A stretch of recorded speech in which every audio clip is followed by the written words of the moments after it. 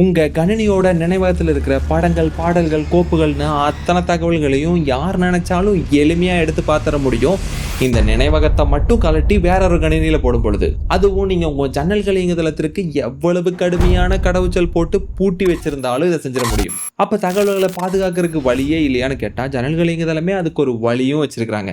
அவரே கொண்டு வைப்பாராம், அவரே எடுப்பாராம். விண்டோக்கு அழுத்திட்டு பிட் லாக்கர் அப்படின்னு தேடுங்க. இதுல மேனேஜ் பிட் லாக்கர் அப்படிங்கிற கண்ட்ரோல் பேனல் இருக்கிற ஆப்ஷன் கிடைக்கும். இதுக்குள்ள போனது உங்க டிரைவோட பேர் காமிக்கும். முதல்ல உங்க பிட் லாக்கர் கொடுக்கிற 48 எண்கள் அளவிலான கடவுச்சொல்ல உங்களோட மைக்ரோசாஃப்ட் கணக்குல சேமிச்சு வச்சுக்கோங்க.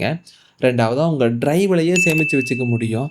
மூணாவதா உங்களுக்கு தேவை அப்படின்னா அதை பிரிண்ட் அவுட் கூட எடுத்து வச்சுக்கலாம். இந்த கடவுச்சொல்ல பத்திரமா வச்சுங்க. தேவைப்படும் பொழுது இது இருந்தா மட்டும்தான் உங்களோட என்கிரிப்டான் டிரைவை நீங்க ஓபன் பண்ணி பார்க்கறனாலும் பார்க்க முடியும். அடுத்து டர்ன் ஆன் பிட் லாக்கர் கொடுங்க. உங்க டிரைவ்ல இருக்கிற அத்தனை தகவல்களும் என்கிரிப்ட் ஆக ஆரம்பிக்கும். உங்க டிரைவோட அளவு, அதுல நீங்க வச்சிருக்கிற கோப்புகளோட அளவு பொறுத்து இது கொஞ்சம் நேரம் எடுக்கிற ப்ராசஸ் தான். இந்த என்கிரிப்ஷன் ஆகும் பொழுது உங்க டிரைவ்ல இருக்கிற தகவல்களை மற்ற கணினிகள் எளிதா படிக்க முடியாத மாதிரி மாற்றி அமைச்சிரும். அதாவது இந்த தகவல்களை திரும்ப ஓபன் பண்ணி பார்க்கணும் அப்படின்னா ட்ரஸ்டட் பிளாட்ஃபார்ம் மாடியூல் அப்படிங்கிற உங்களோட தாய்ப்பலையில் இருக்கிற சிப்போ உங்க நினைவகமும் சேர்ந்து இருக்கும் பொழுது இந்த தகவல்கள் ஓப்பன் ஆயிரும். அல்லது உங்க நினைவகத்தை வேற கணினியில போடுறீங்க அப்படின்னா ஏற்கனவே நம்ம சேமிச்சு வச்சுக்கிற கடவுச்சொல்ல அந்த இடத்துல கொடுக்கும் பொழுது ஓப்பன் ஆகும். இந்த பிட்லாக்கரை பயன்படுத்தி உங்க தகவல்கள் திருடு போகாம பத்திரமா வச்சுக்க முடியும். உங்க கணினியோட நினைவகம் எவ்வளவு பெருசா அண்ட் இந்த பிட்லாக்கர்ல என்கிரிப்ஷன் ஆகிறதுக்கு எவ்வளவு நேரம் எடுத்துக்கிச்சு அப்படிங்கறத கருத்து பட்டியல் சொல்லிட்டு கண்டிப்பா எங்களை பின்தொடருங்கள்.